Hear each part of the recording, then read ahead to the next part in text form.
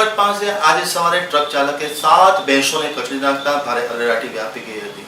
માતેલા સાણની માફક ટ્રક ચાલકે ટ્રક ચલાવી અને 7 ભેંસોને મોતને ઘાટ ઉતારી હતી। માલધારી વર્ગમાં ભારે રોષની લાગણી વ્યાપી ગઈ છે।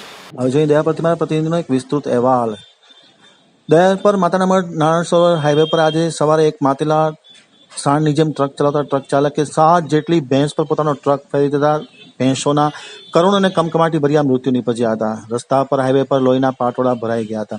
સૌથી મહત્વની વાત એ છે કે માલધારી પોતાના ભેંસોને લઈને ચરાવવા જતો હતો ત્યારે માતેલા સાણની માફક આવી રહેલ ટ્રક ચાલકે આ ભેંસોના ટોળાને હડફેટ લીધી હતી, જેમાં 7 ભેંસો ગંભીર રીતે ઘવાઈ હતી અને તેમને સારવાર મળે તે પહેલા તેમને મૃત્યુ નીપજ્યું હતું। આમ સંપૂર્ણપણે બેદરકારીથી આ ટ્રક ચાલક પોતાની ટ્રક ચલાવી હતી અને ભેંસોના ટોળાને હડફેટે લઈ અને 7 ભેંસોને મોતને ઘાટ ઉતારી હતી। આ બનાવના ગંભીર અને ઘેરા પડઘા પડ્યા છે।